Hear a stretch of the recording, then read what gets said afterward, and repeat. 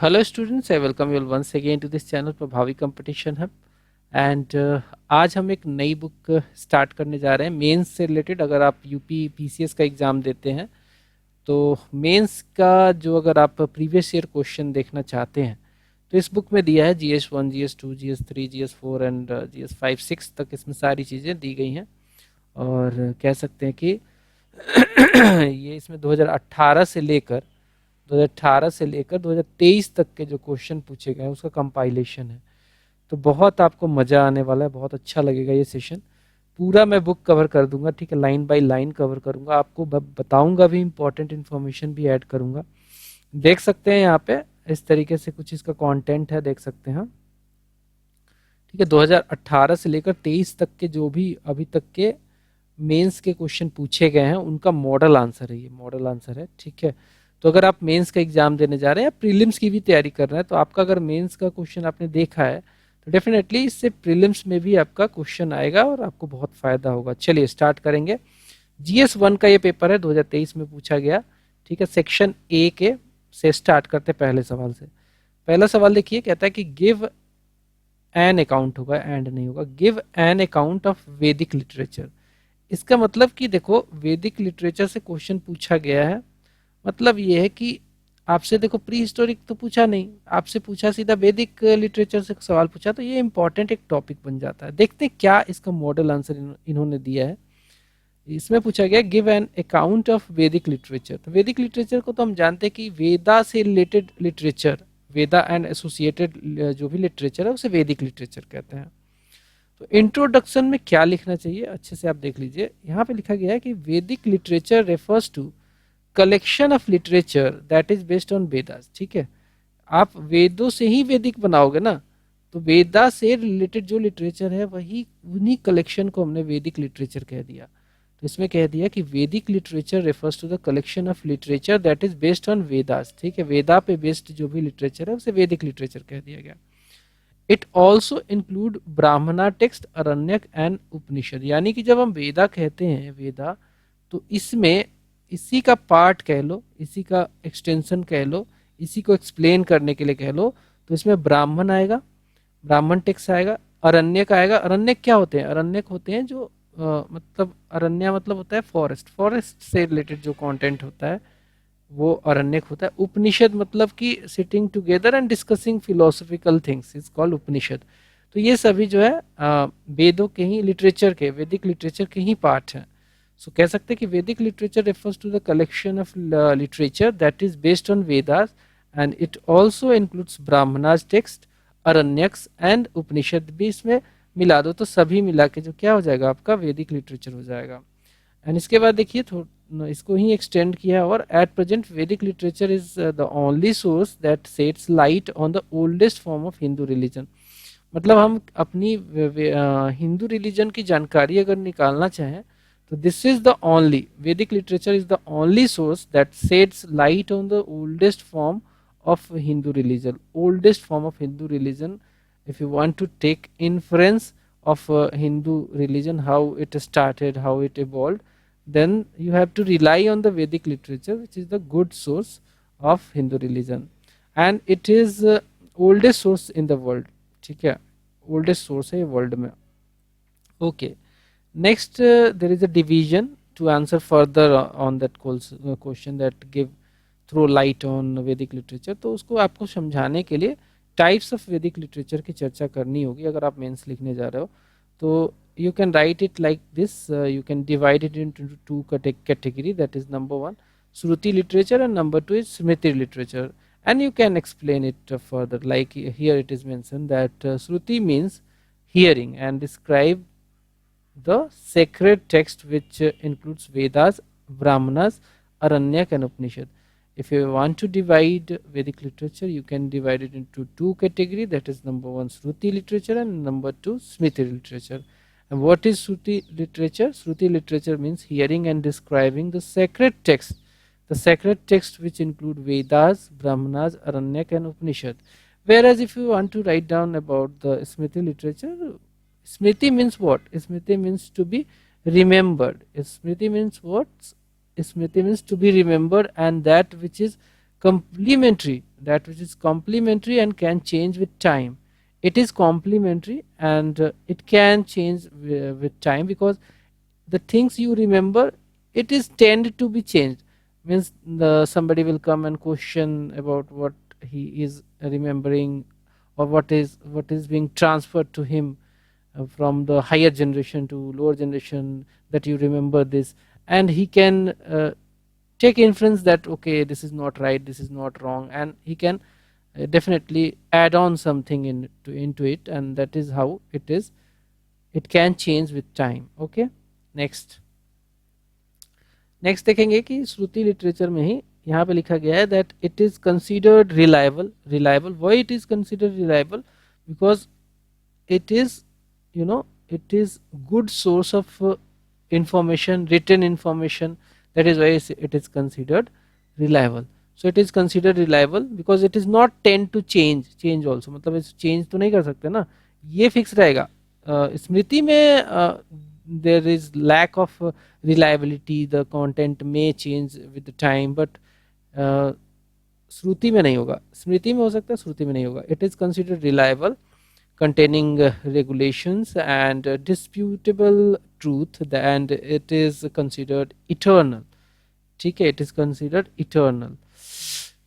तो ये बातें होंगी इसकी. ये वही अगर आप स्मृति में देखोगे तो कहता है कि it include entire body of post, it include entire body of post Vedic classical Sanskrit literature, which includes Vedanga, Sad, Darshan, Purana, Itihas, Upveda, Tantra, Agama, and like on Upanga. So these are the part of Smriti. Okay. Next देखेंगे कि उसमें और value addition किया जब इसने बांट दिया. देखो, वैदिक literature can be classified into following categories. इसको कैसे कैटेगराइज किया? देखो, सबसे पहले वेदास के बारे में बताएगा, उसके बाद ब्राह्मणास बताएगा, अरण्यक बताएगा एंड सो ऑन. तो वेदों के बारे में जब बताता है तो 4 वेदा हम सभी जानते हैं. Number 1 is Rig Veda, number 2 is Samveda, number 3 is Yajurveda, number 4 is Atharvaveda, and their Samhitas also.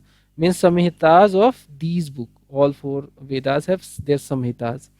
But Rig Veda, it is the oldest one, and Atharvaveda is the latest in edition of Vedas. Okay, so there are total 4 Vedas: Rig Veda, Samveda, Yajurveda, and Atharvaveda. And these Vedas are good, these Vedas are considered important and are very breathing air of God. They are considered important and they are very breathing air of God. They contain information regarding the Indra, Agni and all. So it can be said that they are very important and they are breathing air of God. And Vedas preach from beginning to the end about the general well-being of the society. What is Veda's preaching or teaching? So Veda is basically, Veda preach from beginning to the end about the general well-being of society. No literature can be separated from society. It has to somehow do some good to the society. That is how it is adopted, and that is the core value of Vedas too. So Vedas preach from beginning to the end about the general well-being of the society. Hearing of Vedas purifies us. So these all are the sentences you can write. Next is Brahmana.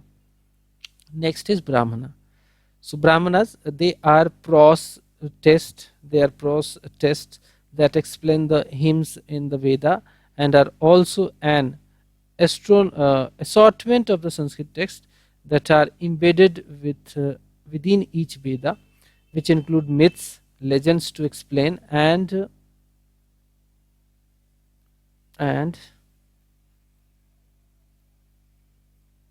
instruct Brahmins on the performance of Vedic rituals. So ब्राह्मणा क्या है? ब्राह्मणा simple शब्दों में कहा जाए तो देख सकते हैं ब्राह्मणा क्या है. ब्राह्मणा प्रोज टेस्ट होता है, ठीक है, एंड वो एक्सप्लेन करता है जो हिम्स लिखे गए वेदा में जो हिम्स लिखे गए हैं ना, उसको वो एक्सप्लेन करता है. And are also an assortment of Sanskrit text. ठीक है, ये असॉर्टमेंट ऑफ संस्कृत टेक्स्ट भी है that are embedded within each Veda. Which include myths legends to explain, ये सब इसमें रहता है, ठीक है। नेक्स्ट आएगा इसमें अरण्यक। अरण्यक क्या है भैया? अरण्यक का मतलब होता है something related to forest, and Aranyakas are nothing but the forest book.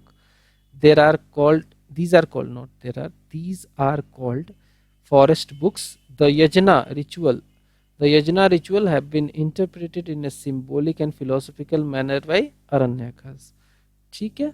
जो यज्ञ कराते थे पहले के लोग, जो राजा महाराजा जो कराते थे, यज्ञ की जो रिचुअल हुआ करती थी कि भाई ऐसे ऐसे किया जाएगा, उसका इंटरप्रिटेशन एंड सिंबॉलिक फिलोसफिकल तरीके से किसने किया? तो अरण्यक ने किया, ठीक है। जो पहले लोग यज्ञ कराते थे उसका interpretation has been done in the philosophical and symbolic manner by Aranyakas, and they are generally called forest books, ठीक है, related to philosophy and something.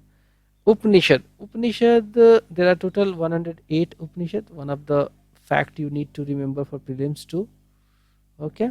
So there are total 108 Upanishads, and it includes philosophical ideas. Philosophical means something which is being coming from the brain, thinking, and a lot of logical and metamorphical thinking.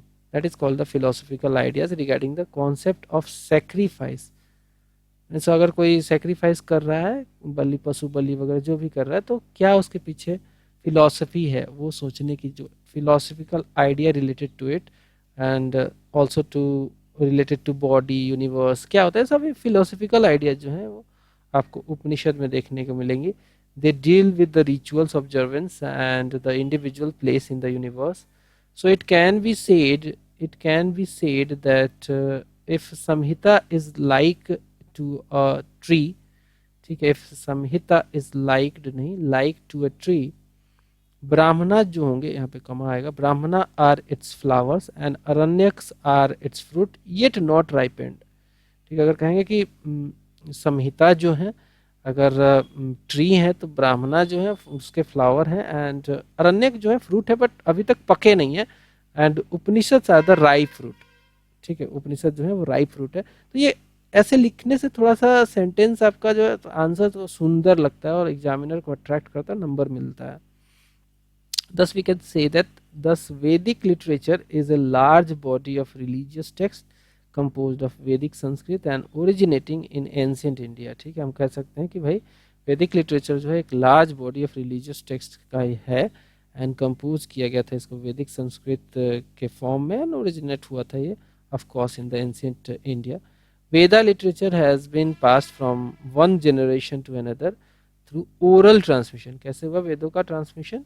Veda literature has been passed from one generation to another through oral transmission हुआ है, which have made an important contribution in the development of civilization and culture, ठीक है। Next देख लेंगे, next देखते हैं next question. Second number question देखते हैं। सेकेंड नंबर क्वेश्चन कहता है कि write a note on contribution of Sir Syed Ahmad Khan on modern education. तो हम कह सकते हैं कि सर सैयद अहमद खान का मॉडर्न एजुकेशन में बहुत बड़ा रोल रहा है, because he started the Anglo जो मूवमेंट चलाया था, जिसे अलीगढ़ मूवमेंट कहा गया। ये मुस्लिम्स में जो थोड़ा सा ट्रेडिशनल चीज़ों को, ट्रेडिशनल और ऑर्थोडॉक्सी को कम करने के लिए और इनको मॉडर्नाइज करने के लिए स्टार्ट किया गया था। So is a very great personality Sir Syed Ahmad Khan, born, इनका जन्म हुआ था 1827। क्वेश्चन को देखो ध्यान से देखना, यहाँ पे नोट लिखने को कहा है, कंट्रीब्यूशन किस चीज़ पे नोट लिखने को कहा है? कंट्रीब्यूशन जो किया है सर सैयद अहमद खान ने मॉडर्न एजुकेशन में। तो यहाँ पे की बात तो ये है कि आपको हमेशा इस फोकस करना है कि कंट्रीब्यूशन इनका देखना है, कंट्रीब्यूशन देखना है, मॉडर्न एजुकेशन से रिलेट करना है, ठीक है, नथिंग एल्स। इतना रिलेट कर दोगे तो आपको बहुत अच्छे नंबर मिल जाएंगे, ठीक है। बहुत सिंपल स्ट्रेट क्वेश्चन पूछ लिया है, तो आपको स्ट्रेट ही आंसर देना होगा इसमें। यहाँ पे देखिए कहता है कि सर सैयद अहमद खान जो थे, इनका जन्म 1817 में हुआ था, ऑफ कोर्स हुआ था। Sir Syed Ahmad Khan was born in 1817 and he was a multi dimensional, यहाँ थोड़ा स्पेलिंग का मिसप्रिंट है, मल्टी डायमेंशनल इंडिविजुअल थे, मतलब कि इनमें बहुत सारी क्वालिटीज रही हैं, तभी तो मल्टी डायमेंशनल कह दिया। Who performed significant roles as the government servant, कैसा रोल प्ले किया इन्होंने? सिग्निफिकेंट रोल प्ले किया, कैसे? गवर्नमेंट सर्वेंट बन के। And he also played like a very important role as a journalist, educationist, social reformer and historian. हमसे क्या पूछा है, हमसे एजुकेशन से, मॉडर्न एजुकेशन से पूछ लिया है, बट हमने जब इंट्रो दिया तो we have covered every aspect of Sir Syed Ahmad Khan. like we also mentioned here that he was a multi dimensional individual। okay, ठीक है। तो मल्टी डायमेंशनल जब बोलोगे तो मल्टी में क्या क्या है, he was a good government servant and he was a very good journalist, he was of course educationist and he was also a social reformer and historian। so his noteworthy accomplishment ranged from campaigning for the educational changes to challenging social norms and for fostering the democratic principle. Social norm की बात कर रहे हैं तो एक खास कर जो इन्होंने बात करी वो ही was very keen in the modernisation, in the effort of modernising Muslim community. तो वहाँ पे सोशल नॉर्म्स को, कई सारी जो गलत सलत चल रही थी उनको बहुत ज़्यादा जो है इन्होंने उसको क्रिटिसाइज भी किया है, ठीक है। सो इज नोट वर्दी accomplishment ranged from the campaigning for educational changes to the challenging social norms and fostering democratic principles। democratic principles में उस समय ये बिलीव करते थे, ठीक है, जो कि उस समय 1875-80 का पीरियड यार, उस समय ऑर्थोडॉक्सी टाइप की चीज़ चलती थी, but he was very passionate about the values of democratic principles. Okay, next देख लेंगे सर सैयद अहमद खान के बारे में थोड़ा सा। he is considered as a pioneer of the modern education in India because of his efforts of course। उसी के बारे में थोड़ा सा यहाँ पे एक्सटेंड किया गया है दैट ए पाइनियरिंग एजुकेशनिस्ट, इनके बारे में बताया जा रहा है कि a pioneering educationist understood the importance of education in empowering Muslims and guiding them towards prosperity। ठीक है, he understood about the importance of empowering Muslims and उनको जो है prosperity में कैसे जो है modern education लेके आएगा। he thought of propagating that और उसके importance को समझा इन्होंने, ठीक है। तो यहाँ पे एक फ्लो चार्ट भी दे दिया गया कि भाई थोड़ा सा एग्जामिनर अगर कॉपी चेक करता है ना तो मोनोटोनस ना हो, तो फ्लो चार्ट जो है देना जरूरी होता है। हिज वर्क्स बता दिया गया। तो 1864 में इन्होंने ट्रांसलेशन कराया था सोसाइटी या का साइंटिफिक सोसाइटी के नाम से, ठीक है। 1875 में इन्होंने मोहम्मदन एंग्लो ओरिएंटल कॉलेज को इस्टेब्लिश कर दिया था और उसके बाद इंटरप्रेट किया था इन्होंने इस्लामिक टेक्स्ट को, उसको इंटरप्रेट करके बताया कि नहीं भाई ये गलत है ये सही है और इस्लाम ये कहना चाहता है और लोग ये समझते हैं, ऐसे करके इंटरप्रिटेशन किया इन्होंने। He was also brilliant author and he wrote books on history, religion, social changes and all. तो ये इनके वर्क्स के बारे में थोड़ा सा देख सकते हैं। अब सीधे पॉइंट पे आ गए, his main contribution in the field of modern education. यहाँ पे जो पूछा था नोट लिखने को, अब इसका कोर जो आंसर है आ गया, ठीक है। His main contribution in the field of modern education are number 1 he opened school. क्या किया इन्होंने, he opened school in the towns and got books translated into Urdu. ठीक है, इन्होंने क्या किया, इन्होंने बुक ओपन स्कूल्स खोल दिए टाउन्स में एंड बुक्स को ट्रांसलेट किया किसमें, उर्दू में, ठीक है। तो ये मैंने बताया ना कि he was very keen to as a social reformer, इसमें चाहते थे कि मुस्लिमों को काफ़ी ज़्यादा रिफॉर्म की ज़रूरत है, तो ये काम कर रहे थे। He felt that Muslims could progress only, देखो ये यहीं पे वो बात आ गई कि यहाँ पे कह रहा है कि he felt that Muslim could progress only if they got modern education. तो इनको समझ में आप बात आ गई थी कि भाई मुस्लिमों को अगर प्रोग्रेस करना है तो उनको मॉडर्न एजुकेशन से जुड़ना पड़ेगा। And to accomplish that he started the Aligarh movement. इसी को accomplish करने के लिए इन्होंने क्या कर दिया, इसी को देख लिया कि भाई मुस्लिम को अगर प्रोग्रेस करना है, if they have to progress they have to get modern education, there is no other way. And इसी के वजह से इन्होंने देखा कि there it is the need of the hour that I should start the Aligarh movement. And उन्होंने इसी को सोच को पूरा करने के लिए स्टार्ट कर दिया Aligarh movement. And he established several educational institutions to spread the education. ठीक है, बहुत सारे एजुकेशनल जो इंस्टीट्यूशन इन्होंने इस्टेब्लिश किए।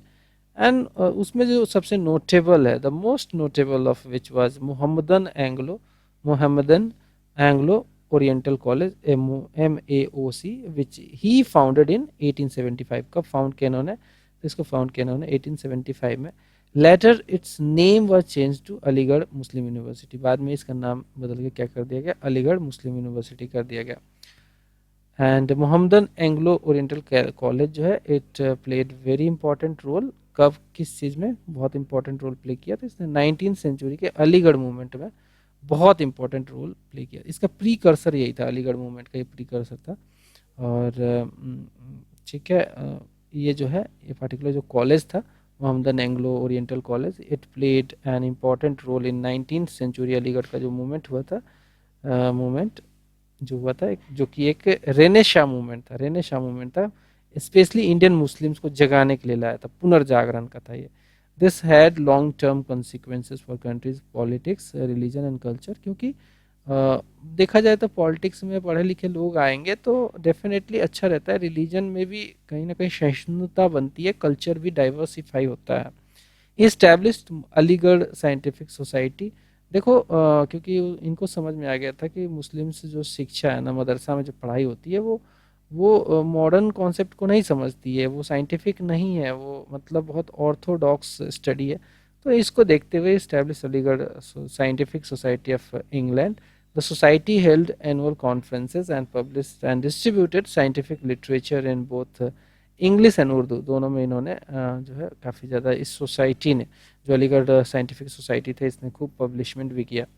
And he of course understood that conservative Muslim जो होते हैं, हॉस्टिलिटी उनकी रहती है मॉडर्न साइंस को लेके एंड टेक्नोलॉजी को लेके, एंड वो तभी पॉसिबल होगा, वो तभी उनसे निकलेगा जब सोशल इकोनॉमिक प्रोग्रेस होगा। और वो कैसे होगा, तो एजुकेशन से होगा। So he understood that the conservative Muslim hostility towards modern science and technology would block social economic progress, और इसी के लिए इन्होंने जो है ये लाया कदम कि भाई इनको मॉडर्नाइज किया जाए। So he walked towards the advancement of Muslims' way of education and thus paved the way for more enlightened and awakened masses. Thus he remained India's most powerful Muslim politician, his ideas guiding the belief of the vast majority of Muslim till now. ठीक है, तो ये answer इनका complete हुआ इस particular question का। Next question देख लेंगे। नेक्स्ट क्वेश्चन यहाँ पे रहा। चलिए थर्ड क्वेश्चन देखते हैं। थर्ड क्वेश्चन कहता है कि डिस्कस करना है आपको role of Sardar Patel. Discuss the role of Sardar Patel in unification of India after independence. We know that the when India got independence there were 565 princely states and they had to join India. Out of these, some of them were not willing to join India. Then the role of Sardar Patel became very important because he was the unifying force to make them join. He did all the tactics. He applied Sam, Dam, Dand, Bhed, everything to get them join or get them into the overall the concept of India. Okay, so discuss the role of Sardar Patel in unification of India after independence. So see the answer. Sardar Vallabhbhai Patel was first Home Minister and Deputy Prime Minister of India. To introduce him, this line is good. Okay, this line is good. Sardar Vallabhbhai Patel was first Home Minister and Deputy Prime Minister of India. He is recognized as the real unifier of India because he was the person, because of his efforts, India was unified. There were four Rajwadas, princely states, which did not wanted to join, and he was the force, and he used a lot of tactics to make them join in India. So he is recognized as the real unifier of India for his colossal contribution to integrate and make India a united and an independent union. Definitely. This ideology is still reflected in the Atmanirbhar Bharat initiative, which is, India's, you know, great effort to become Viksit Bharat in 2047, and for that Atmanirbharta is very important.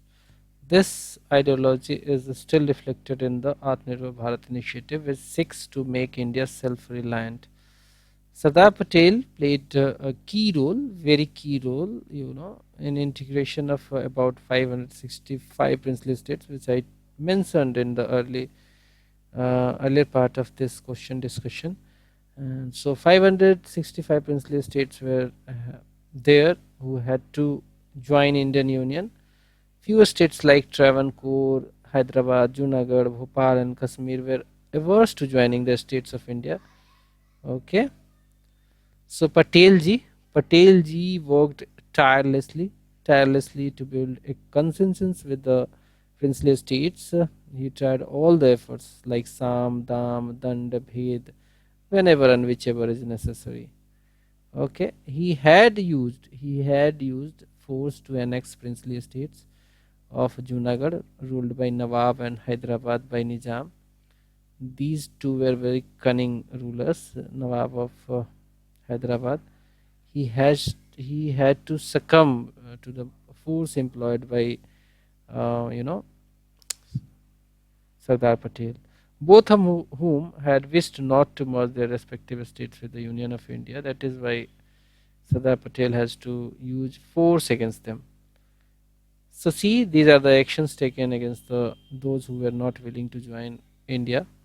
So following actions were taken by Sardar Patel to integrate these princely states. For Hyderabad, a contingent of troops were sent, and did a lot of they did very good job that these troops, and ultimately Nizam of Hyderabad has to come on the knees. He has to surrender and integrate his state to India.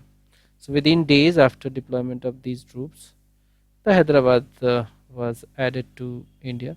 ठीक है, within days India had control over Hyderabad.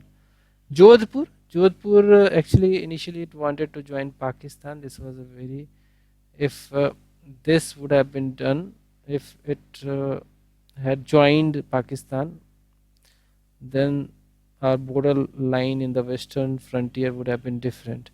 Anyway, this unfortunate wish of Jodhpur did not took place, offering several benefits to exceed Jodhpur. कैसे मिलाया गया, बहुत सारे benefit दिए गए जोधपुर को, लालच दे दे के बेनिफिट दे दे के इसको फाइनली हमें मिला गया. तो यहाँ पे कह सकते हैं कि दाम, साम नहीं, यहाँ पे दाम लगाया गया. Junagadh again was actuated Pakistan offer, and इसके लिए प्लेविशाइड कराया गया, जनता की वोटिंग कराई गई, प्लेविशाइड कराया गया कि भाई whether the people of Junagadh wanted to come into Indian Union or they wanted to join Pakistan. So 91% voted to remain in India. This is the great number, 91%. Only 9% voted for joining in Pakistan. And then once the plebiscite result was out, 91% were known that they want to remain in India. Then troops were sent, and finally Junagadh became part of India.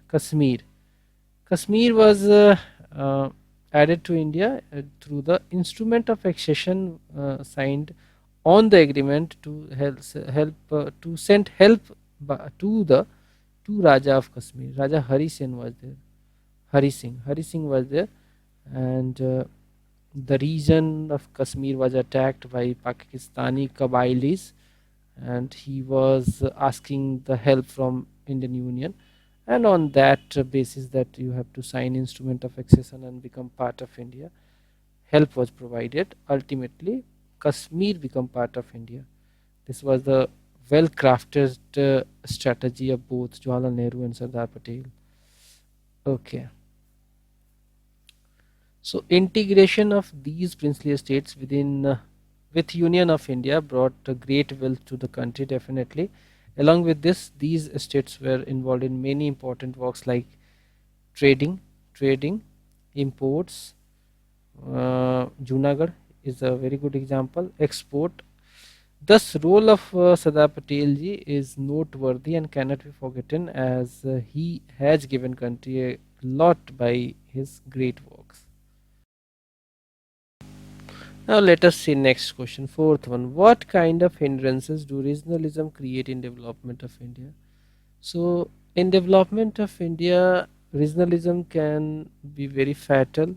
It can create a lot of hurdles because it is considered as a narrow sense of loyalty to a particular region or a particular state, and which is not good. So let's see the answer. Regionalism regionalism होगा यहाँ पे. Regionalism is a narrow sense of loyalty to a region और state. Many times it happens that people of a particular region or a state feel that their social, cultural, economic, constitutional rights are being neglected. This is not a deliberate attempt of anything, but anybody, but this may be a failure of political machinery and also administrative willpower of the government. And that is why the people residing in that particular region, if they feel that their social, cultural, economic, and constitutional rights are being neglected, they can feel about regionalism, they can promote regionalism. So this leads to people demanding privileges and opportunities for the development of their region or area which provides them complete society, and this is not bad. If you are being neglected due to some reason or some deliberate reason, definitely you should demand for your due respect, due privileges. There is no issue. But some sort of failure is there which needs to be, rectified. The problem of regionalism is a disruptive element in India's nation building. Okay. Regionalism can hinder the overall development of the country as a resource, and attention may be diverted to the specific region or issue. There are many times it has happened that due to widespread demand, the very key resources has to be transferred to particular region, which can neglect the important national issues and priorities. Okay. So now let us see some of the important hindrances that regionalism can create. Number one is national division. Because people will not unite, they will think that this is the region I should always be interested in, and I should do everything to, you know, get the due privileges, and that is not bad. But this feeling is bad. This feeling is bad, and this is a prolonged feeling after the fulfillment of desire or privileges. Then also it do not get over. Regionalism continues. The leaders carry it to the very extreme level. So it can create a national division. Loss of cultural diversity would be there. Political instability can be observed. Economic disparities and violences may occur several times. This recent example is Leh, Ladakh. Then conflict may also emerge. So thus the hindrance created by regionalism in development of India, we can discuss it under the following heads. Number one, it can undermine the national unity. Okay, definitely. It can undermine national integration as loyalty and allegiance to a specific region may overshadow loyalty to the nation. If you are so loyal to a particular region, you will not be so loyal to the nation. You maybe not so loyal to the nation. Example, demand for greater Nagaland. Okay, next. Number two would be disturbed law and order. Definitely disturbed law and order. Agitation and conflicts arising from regional demands can disrupt law and order, of course, thus focusing the attention of government in other matters than in the development. Government will be, if it is involved in the law and order situation, whole machinery will be engaged in it, then who will do the other job? What is the intention of government? It is engaged in assessing the law and order requirement. It is maintaining disturbed law and order to restore the status quo. Next is third is infiltration of external actors. Definitely it can create opportunity for external actors such as terrorist groups of different organizations to exploit the situation. Fourth one is division and fragmentation, of course. Uh, this creates regional identities, interests take precedence over national unity and solidarity. Other types of hindrances such as hindrances to interstate cooperation, weakening of national institutions, and political instability, economic loss. These are the few more uh, issues can be created by regionalism. Thus, we can say a balance between regional aspiration and national integration is crucial. It is very crucial for maintaining harmony and sustainable development in diverse country like India. It is very important. Okay. Next, fifth question. Let us see. Now, let us see the fifth question. Fifth question is unemployment is the only cause for prevalent poverty in India. Comment. The question says employment is the only cause for prevalent poverty in India. Comment. Okay. So actually I want to tell you that employment is not the only cause for prevalent poverty. There are other causes too, but we have to answer this question in a way that we have to relate more uh, uh, poverty related to unemployment. We have to mention in this context. Okay, now let us see the answer. Unemployment is defined as the situation in which a person is working age group. Working age group means he is okay eligible to get a job, like you know the working age group is considered between 15 to 59.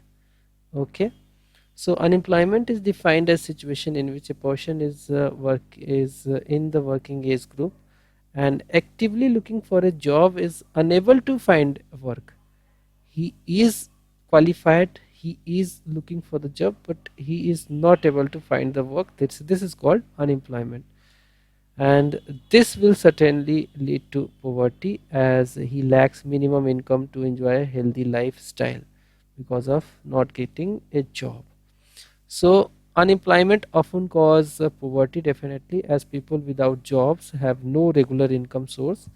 In turn, poverty by stripping people of essential resources because of the lack of money, lack of job, lack of money and opportunities. So can render them unemployable due to lack of suitable skills and education, thus perpetuating this their employment status. Okay. So according to the last official estimate of poverty, which was released by Planning Commission in 2011-12, the poverty rate was reported to be around 21.92%, which was estimated using the suggestion of Tendulkar Committee. Tendulkar Committee के suggestion पे इसको measure किया गया था. Anyway, but 2011-12 में it was 21.92%. But अभी जो as per the current data of PM periodic labor force survey, periodic labor force service, PLFS, the unemployment rate in India is 5 point something percent, 3-4% I think it is. So it has significantly reduced anyway. So this is the vicious cycle, direct relationship between poverty and unemployment.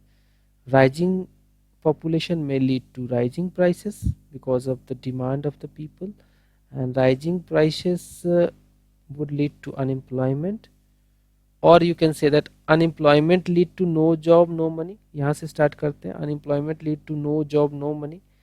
No job no money will lead to decreasing purchasing power, and decreasing purchasing power may lead to deprived or low standard of living, which is called poverty. And then rising population, rising prices, unemployment. This is the direct relationship between the poverty and unemployment. Okay. And as of December 2021, there were 53 million unemployment persons in India. Rising prices have resulted in purchasing power of money decreasing, reducing the real value of money earned. People from lower income group are forced to cut down the expenditure, as a result fall below the poverty line. Of course, if you will cut down the expenditure, you will fall below the poverty line. You will not be able to meet the energy requirement and calorie requirement also. Thus, the severity of poverty is proportional to the level of unemployment, definitely. So here we are proving that okay, unemployment is the cause of poverty and it is the only cause we can say, but there are other issues also. How unemployment lead to poverty? Now here this flow chart wants to explain this. Because of unemployment, you will be financially not sound, you will be in difficulties. Okay, then consumer expenditure spending decreases which affect health also. Human resources के ऊपर भी खर्चा कम हो जाता है. Financial difficulties lead to low education. People will not afford to spend on education. Health problem will be there, lower standard of living will be there, which will definitely hamper the human development and traps them in the intergenerational cycle of poverty. But government has taken lot of stern steps. Government has taken lot of stern steps. Schemes like Mission Rojgar, Skill India Mission, National Employment Services Portal. These will definitely help to lower down the rate of unemployment, thus taking the people out of poverty. Next question, sixth number. Next question is, do you agree with the statement that crime against women in India is increasing? So to answer this question, you need to have some sort of data which is showing that okay, the crime against women is increasing. So you must aware about data also to answer this question. Okay, violence against women is a major problem in the country. Definitely, violence against women is a major problem in the country. Recently, a steady increase in is being seen in the number of crimes against women, especially extremely serious cases like gang rape. So further, if you are mentioning like this, you have to substantiate your statement with some sort of figures. Now let us see here. Is there any figure? Yes, figures are there. Data is there. Okay. Now there is a flow chart to just break the monotonous nature of examiner. So first we'll see nature of violence against women. What kind of nature of violence are there against women? Number one is female feticide. It is there prevalent. Beti bachao beti padhao scheme is there to curtail this sort of activity. Criminal violences are there. Domestic violences are there. Even the workplace harassment are also there, but it is not mentioned here. I want to just mention it. Sexual abuse is there, dowry system is there, sati pratha, although very less, but it is still in some of the states it is there. Denying women share in the poverty, molestation, these are the cases. These are the nature of violence against women. Okay. According to National Crime Record Bureau, NCRB data, here the data play a very important role because we have started with the mentioning that okay, there is steady rise in the crime against women. So to substantiate that statement, we have to mention some sort of data, and here it is mentioned. According to National Crime Bureau record report, 3.29 lakh cases of violence against women are registered in the year 2015. So first we have mentioned to 3.29 lakh cases in 2015. Now we'll show it has got uh, enhancement. 3.38 lakh cases were reported in 2016. So some sort of increment is there in the cases against women. Then it rose to 3.60 lakh cases in 2017, and at the same time figure increases to 4 lakh 28,278 cases in 2021. So there is a substantial increase, steady increase we can say. Major causes of violence against women, we will see. Number one, major causes of violence against women. Why these violence are prevalent in society against women? So number one is unequal distribution of power and resources. Women are very less in administrative roles. They are also less in political roles. So they are also less in policing role. So the number, or you can say the power distribution, the resources distribution between men and women is not equal. It is highly unequal. And second is our nature of our society, our patriarchal mentality. Our India is considered to be a male dominant society still. Third number is lack of gender awareness. Okay, some sort of awareness is there. Awareness has to be promoted regarding women's and respect to women's. Lack of equity and equality. vulnerable to sexual violence due to exclusive dependence on men. Like there are many, marital rapes happening every day in the country. Lakhs, not lakhs, if I can say thousand in numbers. Stereotypes related to gender roles. So these are the main causes. Such causes accelerate the increasing rate of crime against women, but the government is working towards elimination of such causes by what? By taking a stern steps and schemes such as Mission Shakti, Saheli One Stop Center, Nari Shakti, Bill for Equal Representation, pink toilets, pink booths. These are the good steps. These are the really good steps. Some measures that can be taken to avoid violence against women are as follows. Like if we can strengthen the law, laws are there, but implementation, strengthening them is important. Ruthless implementation of these stringent laws are very important to avoid any unfortunate or you know fortunate incidents against women. Fast track courts should be established, and there are but few more shall be established. Institutions that raise voice against crime against women should be strengthened administratively, funding wise, and government support wise, everything. Not only women police stations, but women police officers should also be increased. So, with increasing awareness and proactive governance, we have come to a position where the increasing rate of crime can be countered and the position of women in the society can be strengthened. That's all. चलिए अगला question कहता है कि oceans are storehouse of resources. आपको इसी पे एक short note लिखना है, बहुत आसान है। स्टोर हाउस तो है ही रिसोर्सेज का ocean. Why? Because there are lot of resources, minerals are being found in oceans and like natural gas, chemicals, metals and all. So to start with this answering this question, the very good introduction is the oceans are biggest storehouse of minerals like metals, oils, natural gas, chemicals, etc. The ocean providing oxygen and removing carbon dioxide through carbon sequestration from atmosphere does a very important role in supporting life on earth. Definitely it is a very good introduction. Then we'll see some of the resources of ocean.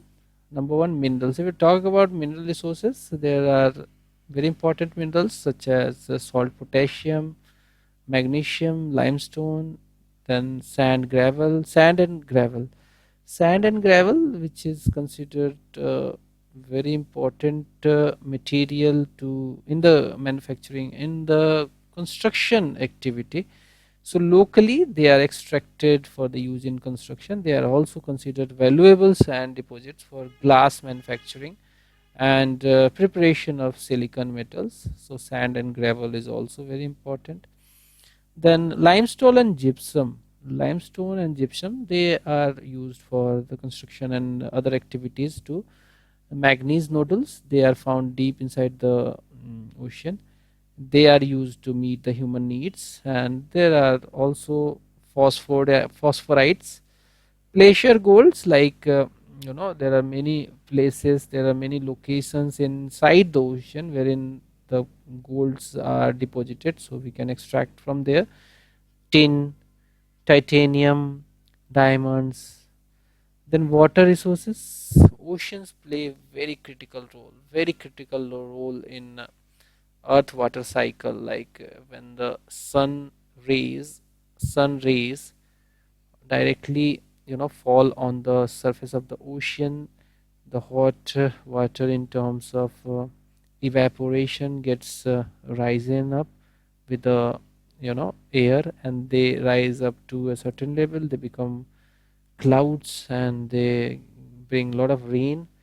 So this is very important in monsoon, also very important as a water resource. Ocean play a critical role in water cycle, address the water scarcity issue also. Marine life, diverse range of marine species which are vital for human consumption, like fish, shellfish, weeds. They are good example of valuable marine resources that support global food security. Then there are oil and gases. Oil and gases. Ocean are rich in oil and natural gas reserves. Renewable energy too. It is like ocean current, tides. So tidal power plant can be established on the tides, and wave offer immense potential for renewable energy generation. So we can certainly say that ocean offers us abundant and valuable resources. However, it is essential to manage and conserve ocean resources sustainably. Next is from again geography question. Soil profile plays an important role. Soil profile plays an important role in agriculture. Do you agree? Of course, yeah. Who will disagree? Soil is like Brahma, the creator of community. Okay, so soil profile is important because it provides a snapshot of different layers of soil. Okay, soil profile means what? It is a snapshot of different layer of soil. Like uh, at the far below layer, there is a I'll show the picture. No worry. So it is known as the horizons, and their characteristics are very important. The information thus becomes crucial for understanding the soil fertility, drainage, composition, and potential uses for agriculture, construction, and environmental conservation. Okay, all are important. Now let's see this picture. I will let you see. By studying the soil profile, scientists, farmers, and land managers can make informed decisions about land use, crop selection, and soil management, of course.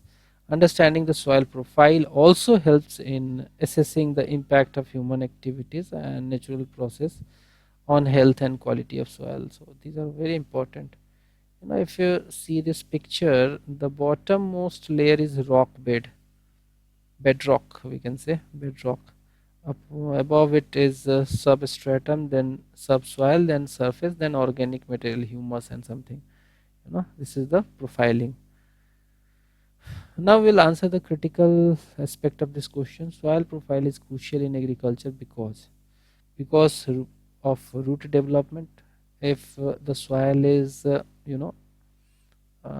sandy, and if it is deserty soil, then roots has to go deep inside.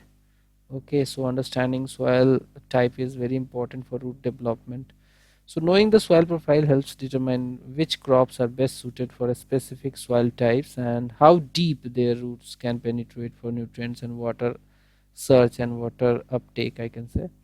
Next is nutrient availability.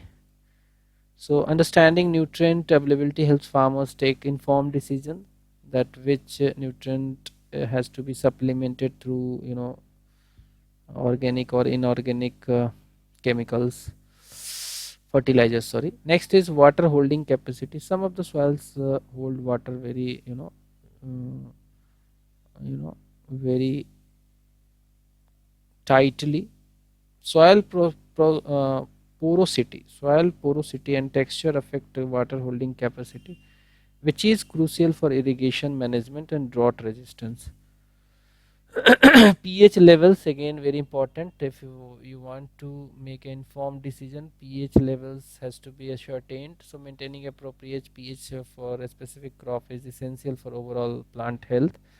Then aeration and drainage. These factors impact soil structure and affect root respiration, which is vital for healthy crop growth. Sixth number is soil erosion. If you are at if your soil is loosely profiled, then soil erosion will be high. So understanding profile is very important to avoid any such incident or happening.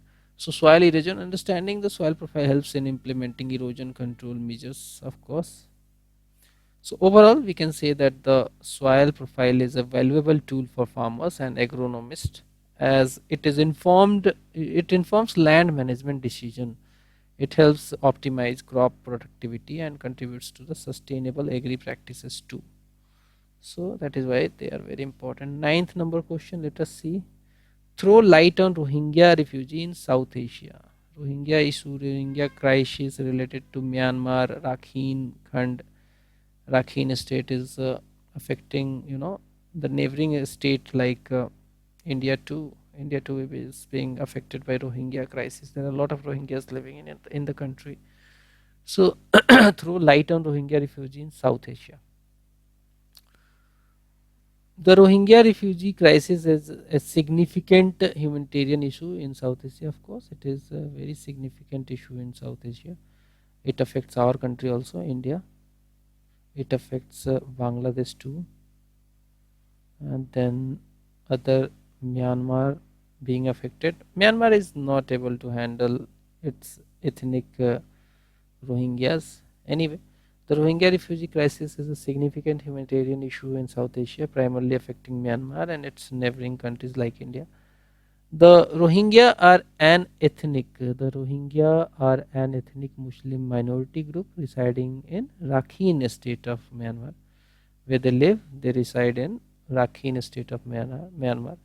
They have faced long-standing discrimination, like they have not been provided with the basic citizenship. They have been not issued, so they are not able to participate in democracy or political sphere. They are not being provided with the due respect they should get from there. So they have faced long-standing discrimination and persecution in Myanmar, which has intensified over the years. Anyway, so now we'll see some of the causes of crisis. Number one is discrimination and statelessness, because Myanmar as a nation has not been able to provide them citizenship. They have denied citizenship in Myanmar since the country's independence 1948. May it was independent. Myanmar became independent in 1948, but it would have tackled this crisis, Rohingya crisis, on the humanitarian ground. It would have provided citizenship to them, but unfortunately, military crackdown. This has resulted in mass displacement, killings, and human right abuses. Okay, escalation of crisis. How it got escalated? So the crisis escalated in 2017, of course, when Myanmar military launched a brutal crackdown in response to attacks by Rohingyas insurgents. Rohingya insurgent who were they took up arm. They tried to, you know, tried to take the citizenship and every rights on the, you know basis of war, a limited war by them. But this was a very brutal suppression by Myanmar military. Anyway, now international response, it has garnered global attention and condemnation. Many countries like USA even criticized Myanmar, but unfortunately, many countries and international organizations and human rights groups have called for end to violence. All took initiative for protection of Rohingya rights. There are certain challenges. Challenges number Challenge number one: safe and voluntary return. It has been challenging due to continued insecurity and lack of guarantee for their safety and right. Number two is overcrowded refugee camps.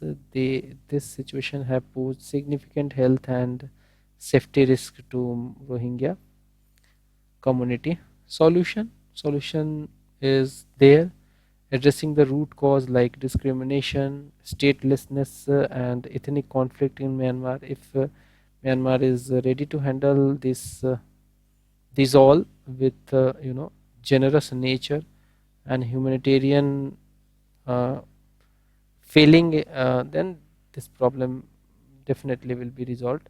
So Rohingya refugee crisis remains a deeply complex and ongoing issue.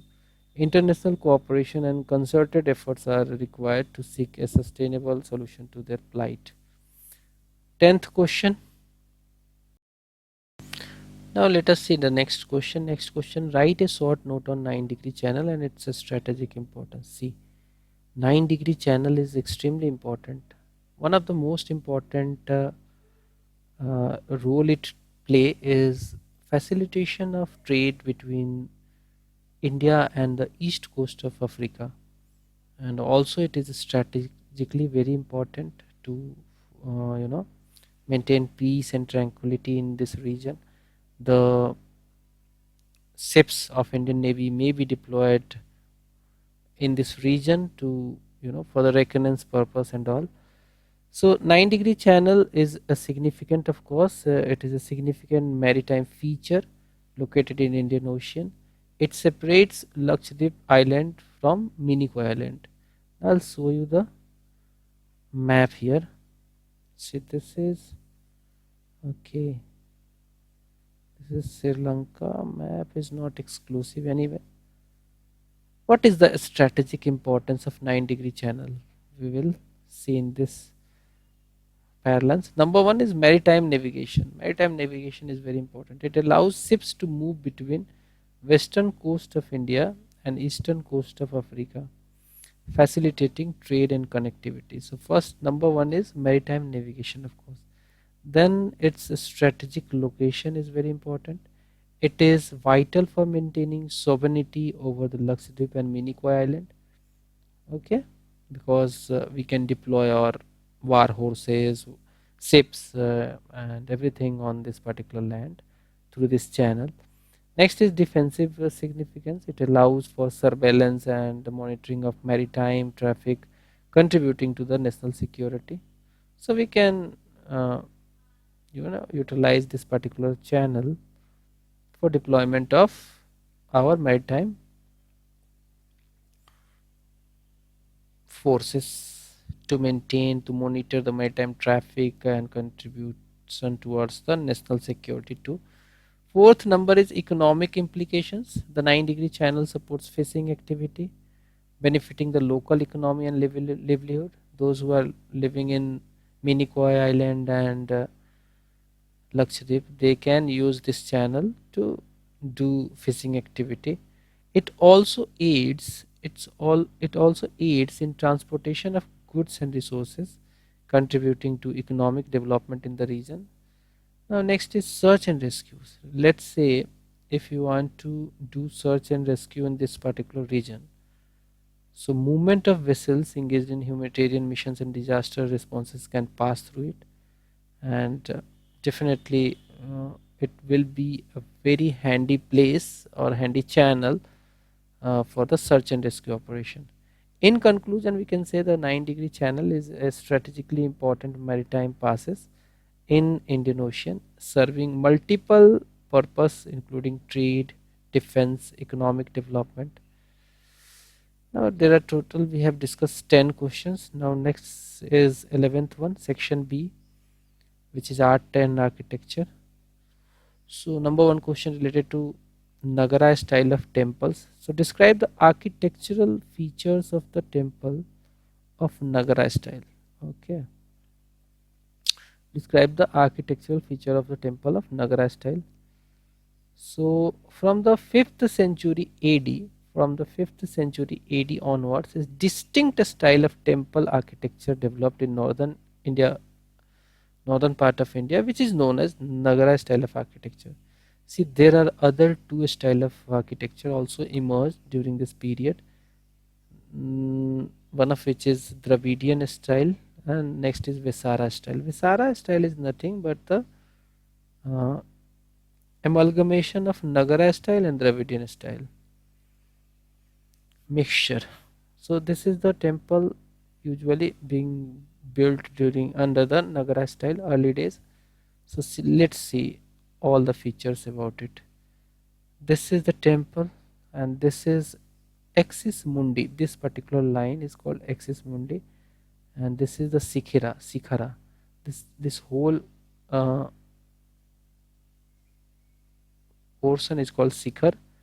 This is the Garbhagriha, where the sacred idol or sacred idol of the god is being placed. See, this is the idol. Okay, this is called Garbhagriha, sacred place where deity lives in. This is called Amlaka. This is called Amlaka. And then there are mandapas. These three are mandapas in sequence, and this is built on a plinth. This is plinth. This is plinth. These are the steps to get into the temple. So this is how Nagara style of architecture temple building is all about. Now we'll see some of the architectural features. Number one is Sikhara. The most prominent feature of Nagara style is the bee-hive shaped mm, tower known as Sikhara. Bee-hive shaped means what? If you see the bee hives, you will see like this, and if you see it like it is like a temple, if you invert it like this, you'll see that this is a like a temple. So the Sikhara is the most prominent feature of Nagar style is the beehive shaped tower known as the Sikhara. The Sikhara rises in a curvilinear in a curvilinear fashion, symbolizing the sacred mountain or the cosmic mountain. Then there is mandapa. Mandapa, it serves as the entrance hall. It is often supported by intricately carved pillars. Okay. Garbhagriha. Garbhagriha is the sacred place. This is the innermost chamber of the temple. It is Garbhagriha houses the principal deity.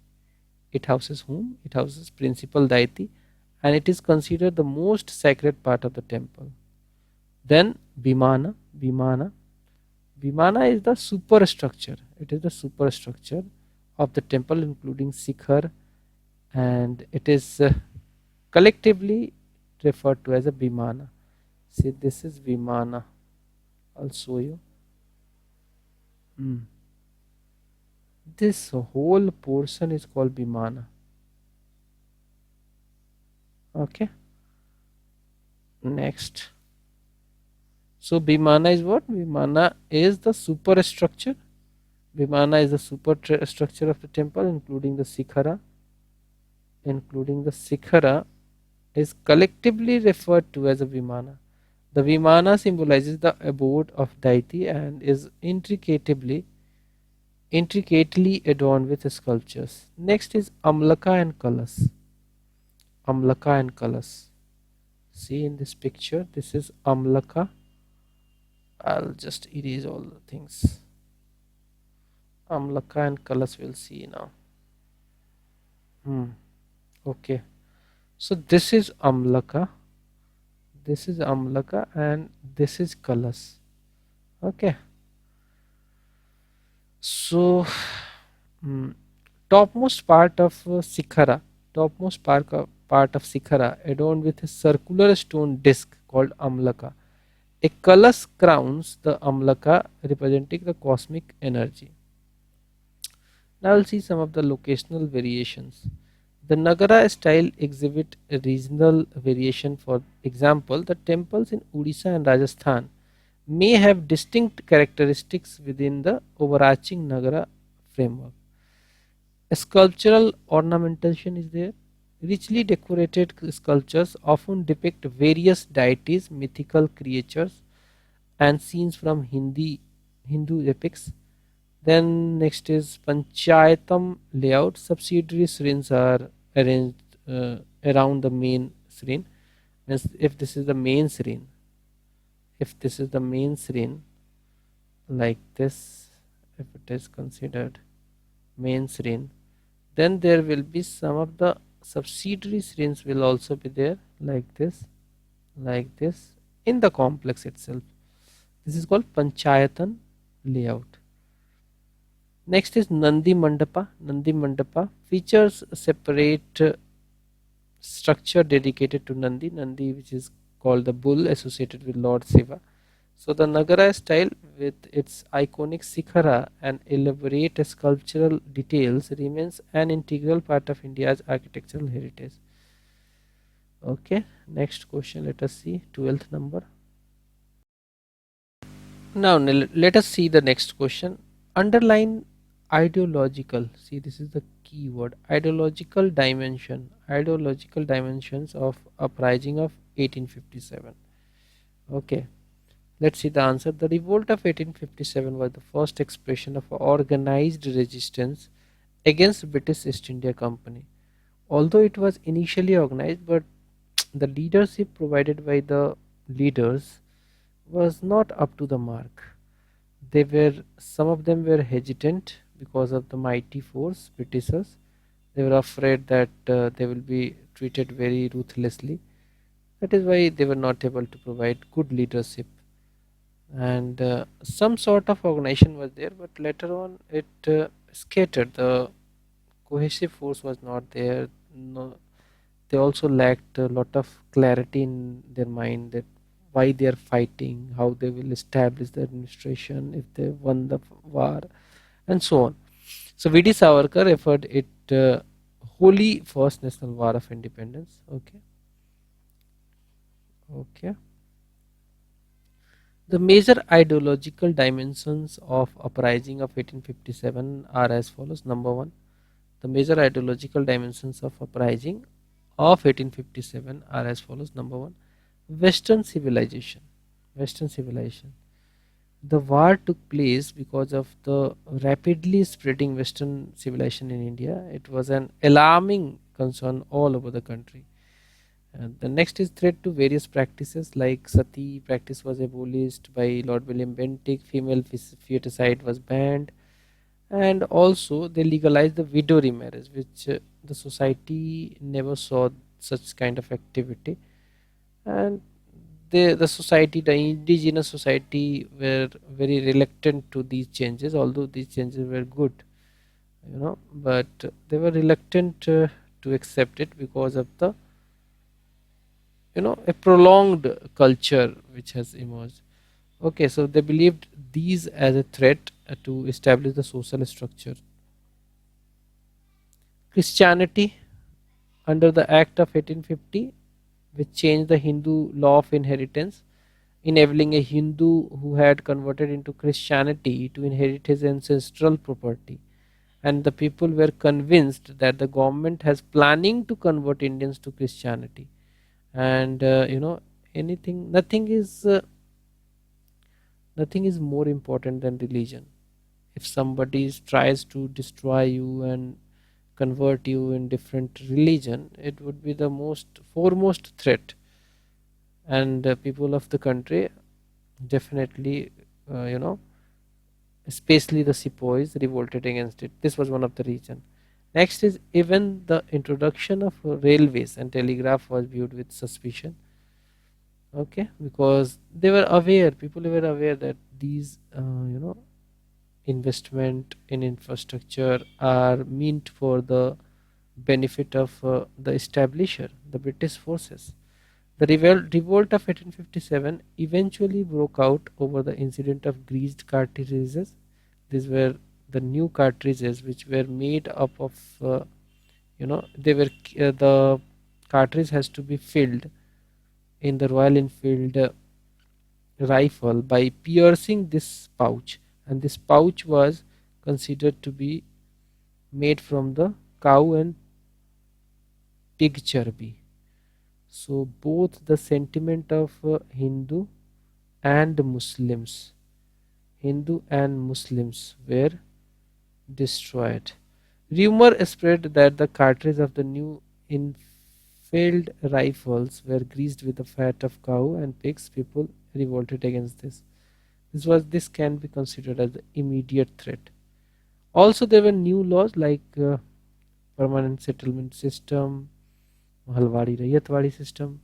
So new laws and acts brought by government were seen as infringement to the culture.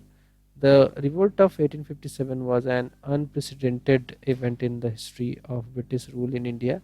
It united, though in a limited way, many sections of Indian society for a common cause. Though the revolt failed to achieve the desired goal, it sowed the seed of definitely Indian nationalism. Next question, 13th number.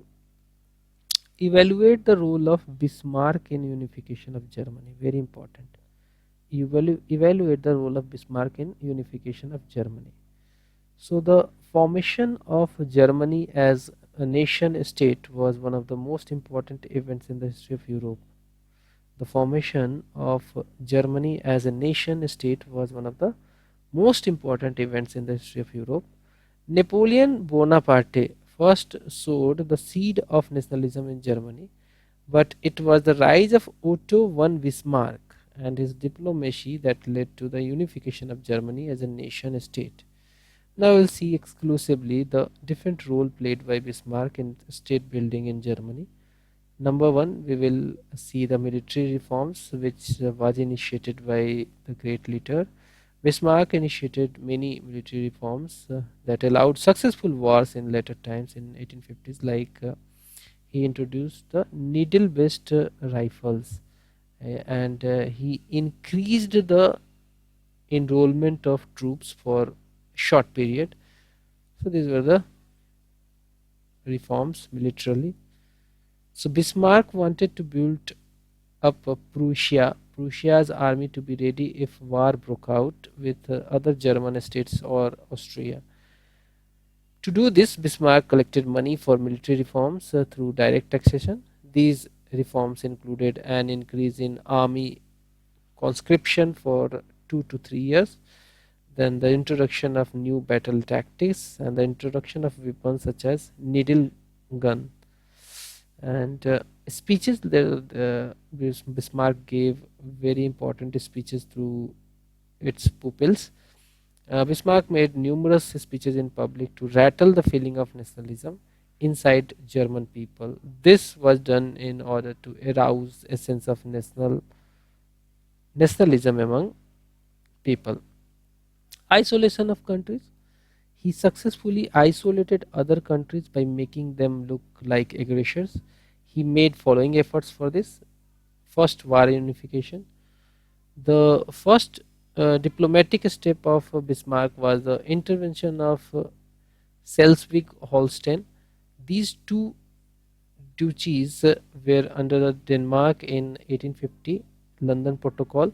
At this time, combined army of Austria and Prussia under the leadership of Bismarck attacked Denmark in 1864. This was the first diplomatic step of Bismarck against Austria. Next is election. So Bismarck thwarted Austria's plans by insisting on popular election to the Diet. Bismarck successfully ruined Austria's plan. Now next is Second War of Unification. Bismarck declared war against Austria in 1866. This war led to defeating the neighboring states of Austria like Banasia, Saxon, and then Austria. To isolate Austria, Bismarck built up alliance with other major powers like Russia, France, Italy. The Treaty of Cologne, the Treaty of Cologne and formation of Germany started by expelling Austria from Germany. France had watched Prussia growing power with alarm. France was heavily defeated in Franco-Prussian War.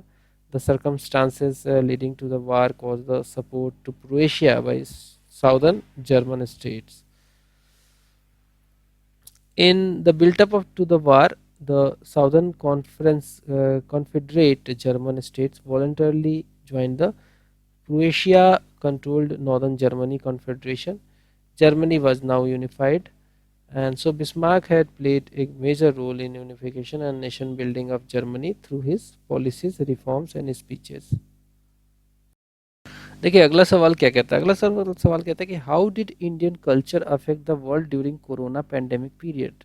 Indian culture played very important role in corona pandemic, because the namaste system the world followed. Because of the need of the social distancing, people used to greet with the namaste, and also the Indian yoga philosophy. Yoga was propagated throughout the world. They practiced different yoga postures to maintain. Ayurveda is also become very important during the corona pandemic. So certainly Indian culture affect the world during the corona pandemic period. We'll see the answer. COVID-19 has caused a serious impact on almost every society of the earth. ठीक है, बिल्कुल सही है भाई. Despite supposed massive progress in the scientific realm, countries like USA, they suffered badly. The death rate was very high in European countries. It has brought this world to its knees. Despite the lot of scientific realm, Indian cultural values such as namaste, yoga, ayurveda has came into the picture. Globally, people are turning, towards Indian lifestyle of minimalism. Indian lifestyle is based on the minimalism, making more thoughtful decisions and consciously putting in effort to both preserve and conserve. Trends towards Indian ancient lifestyle of vegetarianism, fertilizer free food, yoga uses of Unani medicine is garnering prominence. Okay, yoga and meditative practices, earlier rejected as being slow, monotonous, and ineffective, have proven to be particularly useful in allaying anxiety and fight social isolation. On the spiritual and cognitive level, people, especially Indians across the globe, are resorting back to ancient Indian scriptures in search of answer. Bhagavad Gita, in fact, Bhagavad Gita and Vedas, they have gained unprecedented traction. Okay, and even the smallest of the things like social etiquettes, gestures, and ways of greeting have seen a radical change. Keeping in mind the protocols laid down by WHO across the globe, people are avoiding hugs, even they are avoiding handshakes, high fives, and they are resorting to namaste. So people have become more conscious of these lifestyles choices and opting for sattvic diet too. Okay, in the absence of allopathic medicines offering a definite cure, and the demand for naturopathy and traditional herbal medicine has been on the rise, proving to be an effective preventive treatment. It can complement modern Western medicines. India is the oldest surviving civilization in the world. Its traditional knowledge around health, food, naturopathy, human psychology, they are time tested and can provide the remedy to modern global challenges too. Next question, 15th number. Evaluate the role of women organizations in women empowerment. Very important role. Women organizations like National Federation of Indian Women, All Indian All India Women's Conference, they have played significant role. Even the uh, women other women organizations, they have also played very important role. So women have played a significant role in various spheres such as health, education, economy, politics, social movements. All these spheres are full with the motivational stories of the women. Women's organizations such as National Federation of Indian Women and All India Women Conference have played a crucial role in promoting women's rights and empowering women. Okay, so role of women organizations we'll see in detail. Education, if we consider about the this field, education field, women are the primary teachers of every child. The mother, when they give the birth to a newborn, the initial teachings of mother is very crucial, very important to the child. So women's role in education is fundamental as they are first teachers of a child. Women organizations have played a pivotal role in providing education to girls and women, which has helped them to become self reliant and contribute to the society. Examples like Malala Fund, formed by Malala Yousafzai. See, Malala Yousafzai of Pakistan was a educationist. She was a teacher over there, but she was fired upon. The bullet hit nearly misses his brain. It hit around the ear area, and she was suffering a lot from this. So Malala Fund, formed by Malala Yousafzai, a Pakistan-based education activist, and also Indian government scheme like Beti Bachao, Beti Padhao campaign to promote education. These are the very good examples. In the field of health, women have again always played crucial role in healthcare, especially in the field of maternal and child health, like A&M job and all.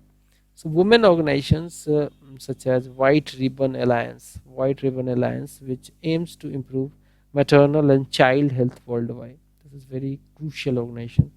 Government has also taken various initiatives like Ayushman Bharat, Rural Health Mission.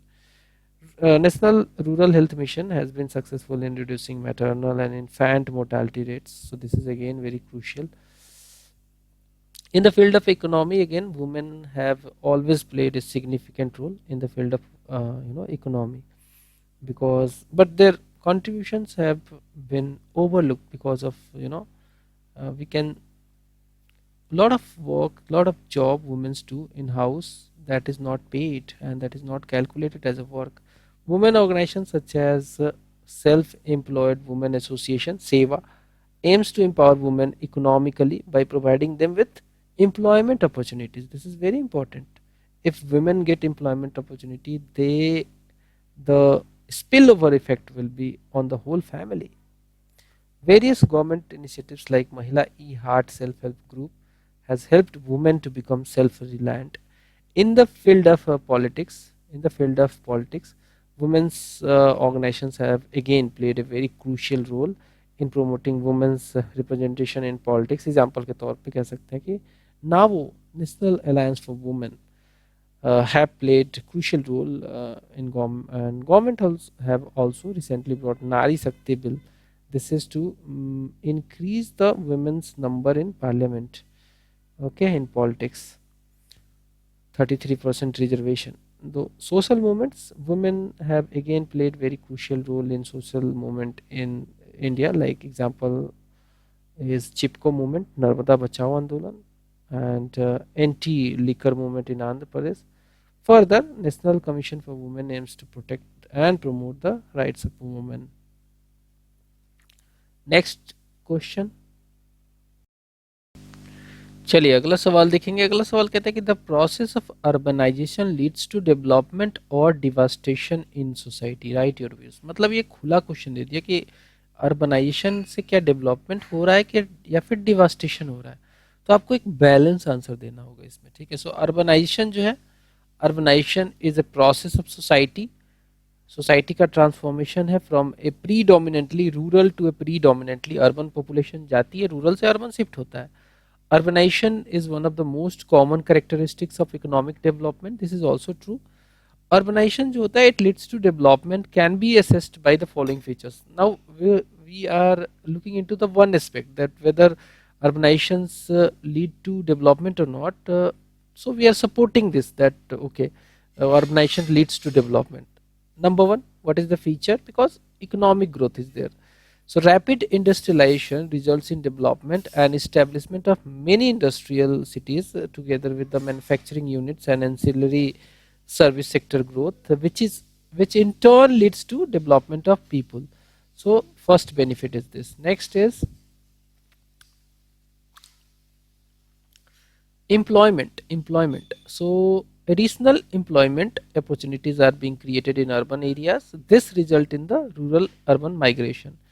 Third one is swifter facilities. Definitely urbanizations leads to very swift facility like e-commerce and a lot of vending services, lot of things.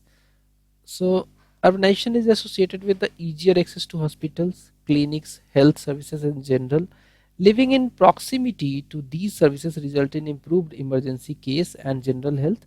So these are the benefits. Next is modernization and change in attitude. So urbanization results in changes in attitude and mind of urban people, resulting in the modernization. Access to information is again next aspect. So it results in easier access to sources of information such as radio and television. For instance, women living in towns and cities are more likely to be informed about family planning, which results in reduction in family size and less frequent childbirth. Urbanization leads to devastation also. Okay, we are now delving into the other aspect of it. Urbanization leads to devastation can be assessed from the following features. Number one, congestion in urban areas. Definitely growing urbanization is largely responsible for this. Too much congestion has resulted in problems such as traffic jams and all. Low quality of life, second one. low quality of life. Too much population creates urban chaos relating to housing, education, medical facilities, slum growth, unemployment, violence, overcrowding, etc. All of these would lead to deterioration in the quality of human life. Next is loss of productivity. Loss of productivity. So loss of productivity in rural areas, large scale migration of active population from rural areas would result in loss of productivity in rural areas, leading to poor condition in the village economy. Because a lot of time we have come to the uh, a point, come to a conclusion that a lot of labor when migrates from rural area to urban area creates, labor scarcity in the states or the region from they have migrated. Many a time finding a labor is really difficult in agricultural villages because of migration. Next is excessive population pressure and overgrowing slums. There are about 13.7 million slums households in country, settling a population of 65.49 million peoples across the country. Next is inadequate housing and unplanned development. Now next is pandemic induced problems. The sudden implementation of complete COVID lockdown severely affected the ability of slum dwellers to earn their livings, and non inclusion of welfare schemes. Lot of migrants do not get their welfare benefits. Next is conclusion. Integration of inclusive urban development should be done, and citizen participation and strategic thinking and investment should be done in planning urban development. Next question, let us see. Discuss the causes and consequences of internal human migration in India. Okay, so urbanization is one of the good effect or bad effect of migration. Now here the next question is all about migration, internal migration in India. So internal human migration is human migration within country. Very simple and short explanation. Introduction. Now we'll see some of the internal migration causes. Number one is travel for education. Many students migrate to get higher education and all. Economic improvement. In the lure of economic improvement, many people migrate internally. The natural disasters. There are a lot of area which are prone to earthquake, and lot of area prone to landslide. People generally migrate due to natural disaster, and civil disturbance is other reason. Now we will see them in detail. Economic factor. What are the causes of internal migration? Number one is economic factor. So these relate to labor market of a place, the employment situation and overall state of economy. Two factors are mainly responsible for migration. Number one is push factor, number one is pull factor. So economically, what are the push factor? Push factor, unemployment or lack of employment opportunity in the particular place from where people are thinking or migrating. Next is rural poverty. Next is unsustainable livelihood. These are the push factors. Now we'll see some of the pull factors. People are attracted by the good job opportunities in the different area, so they migrate. Some of the people get industrial innovation and technical advantages, finding like Bangalore city, Lucknow, pursuit of a specialized education. These are the pull factors. Now we will see the social political factors. These include family conflicts and unification, the quest for independence, ethnic, religious, and cultural parameter, warfare threat, push factor, political instability. If you are living in a particular area where in political stability is not there, you will find it chaotic. You would like to leave that particular area. That is the push factor. Next is safety and security concern. If you are not safe and secure in a particular region, definitely you would like to go to a very peaceful place where the law and order is in place. Next is slavery and bonded labor. Now we'll see some of the pull factors. So pull factors includes family reunification, uh, independence and freedom, food security, Next dimension is ecological factor. So ecological factor, it includes environmental factors such as climate change and availability of natural resources. So what are the push factors? Number one is climate change. Number two is crop failure and scarcity of food.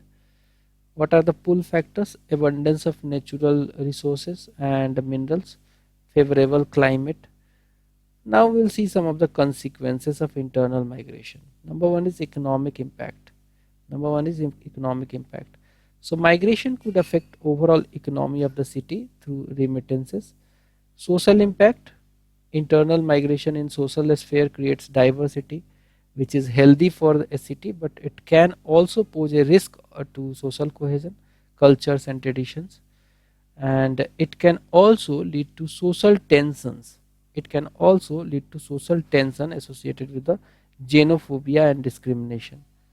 Third one is political impact. Third one is political impact. So it allow global connectedness. Political impact is what? Global connectedness. People from Bihar migrating to Gujarat and getting, everything done there. They're voting there for the Gujarat state and all. So traditional migrants have the capacity to transform cities into global centers through the impact they have as individuals, firms and other organizations via the worldwide connections. This helps political maturity in the nation. So migration may be due to various social, economic and political factors, but it act as a tool. It act as a tool that lead to reduction of inequalities and gap between rich and poor. It allow many to raise their standards of living, but unsustainable migration is a threat. Unsustainable migration is a threat to countries' urban health. What is required is development of rural areas to check massive migration. Okay, so if people are getting everything in their rural area, why they would migrate? There will not be any issue of migration if rural area is as per the requirement aspiration of the people. Next is 18th question. So now let us discuss the next question. This question number 18 discuss the relationship between El Nino and southeast monsoon in India and its impact on agriculture. Okay, so El Nino and La Nina both have different impact on Indian monsoon, southwest monsoon. Okay, not east. So the relationship between El Nino and the South Asian monsoon, including the Indian monsoon, is complex. Number one, it is complex and can have significant impacts on agriculture in the region. Significant impact on agriculture in the region. El Nino and its impact. First, we'll see El Nino and its impact. So El Nino is a climate phenomenon characterized by the warming of sea surface temperature in the central and eastern equatorial Pacific Ocean. It occurs irregularly. It occurs irregularly, typically every 2 to 7 years it occurs, and can disrupt global weather pattern. Okay. So number one is the place where it occurs. It occurs at the central and eastern equatorial Pacific Ocean. So during El Nino event, there is a weakening of Walker circulation. There is a weakening of Walker circulation, which can influence atmospheric conditions across the Indian Ocean and Indian subcontinent. Now we'll see some of the influence on Indian monsoon. So El Nino tends to have a weakening effect on Indian monsoon because the rain bearing moisture laden wind is not there. It disrupts the normal east to west movement of moist airs leading to the altered rain patterns in India. El Nino is associated with the reduced rainfall in many parts of India, including the traditionally rain-fed agricultural regions. This can result in drought conditions and water shortages too. So now we'll see exclusively the impact of El Nino on agriculture. Number one, delayed monsoon onset. So late or erratic monsoons can affect the sowing of crops as farmers rely on timely rains to prepare their fields.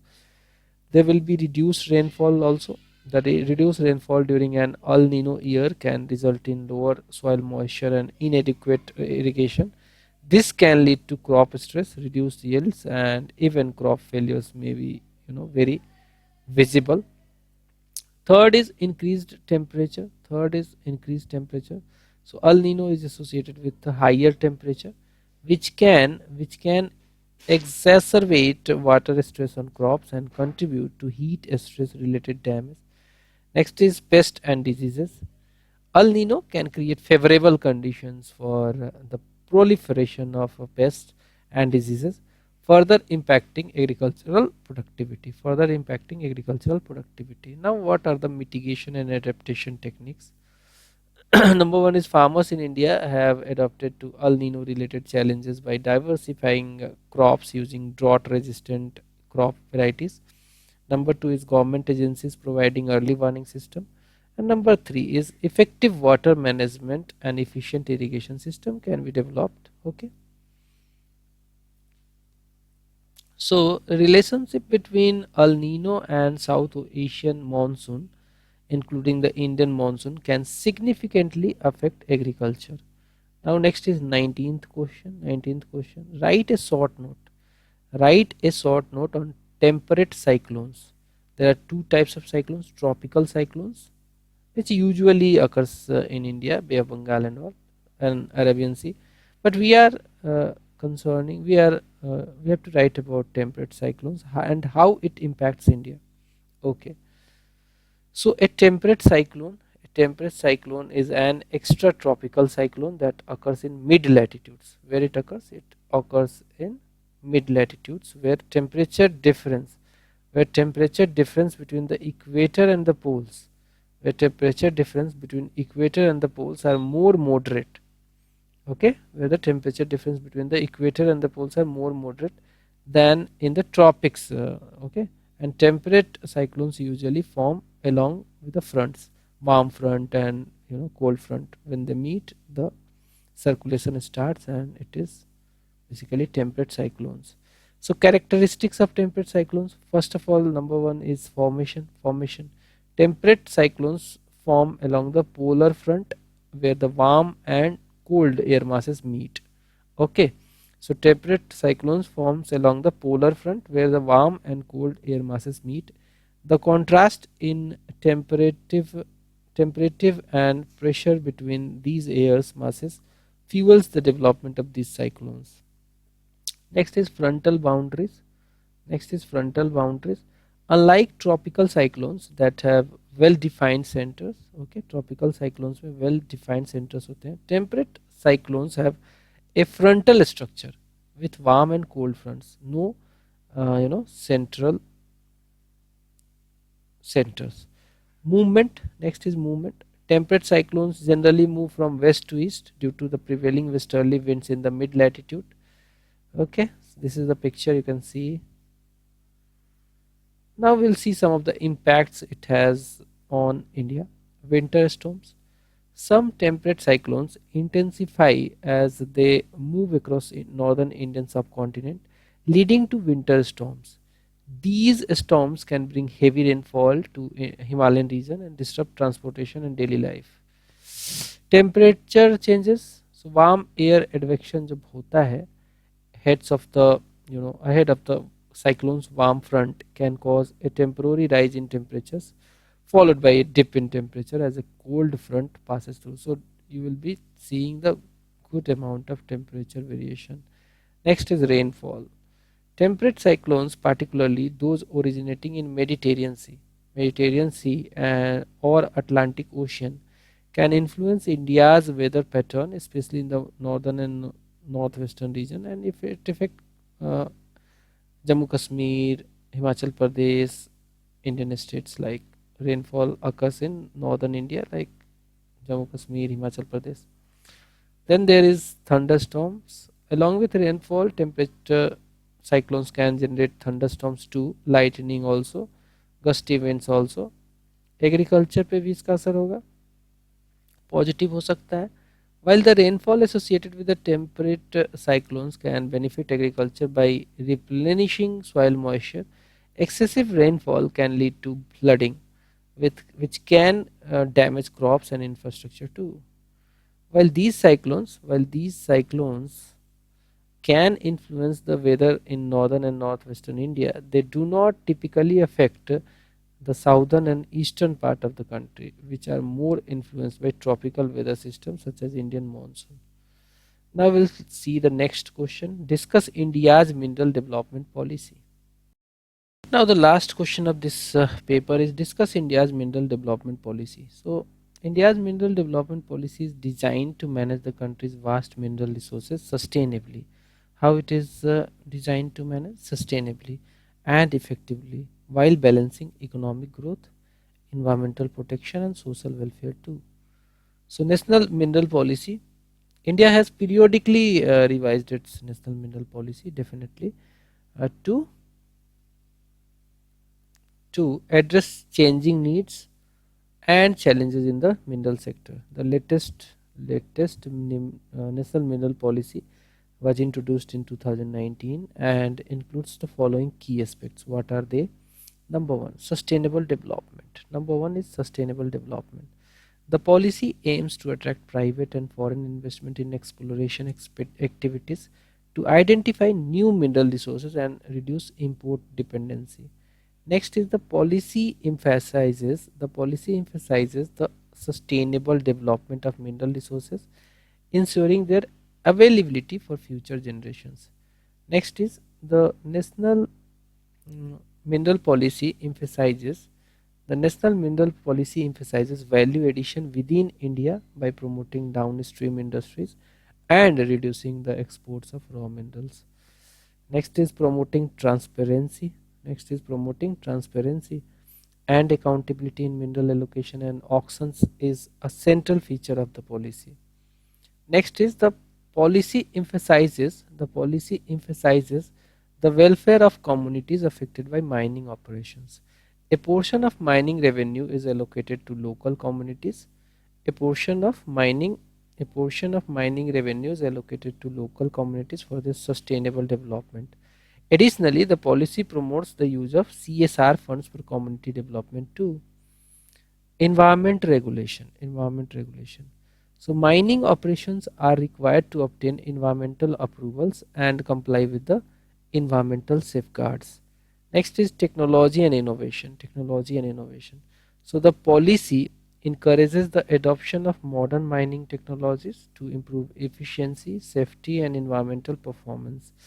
Overall, we can say that India's mineral development policy aims to strike a balance between economic growth and environmental and social considerations. It seeks to attract investment, also promote sustainable mining practices, and ensure that mineral resources contribute to the country's overall development while benefiting local communities and protecting the environment. So that's all from this video. यहाँ पे paper जो है ये 1 था 2023 का GS1 उसको complete किया हमने. अगर ऐसी और भी वीडियो चाहिए तो बताइएगा ज़रूर. ठीक है, बाय बाय.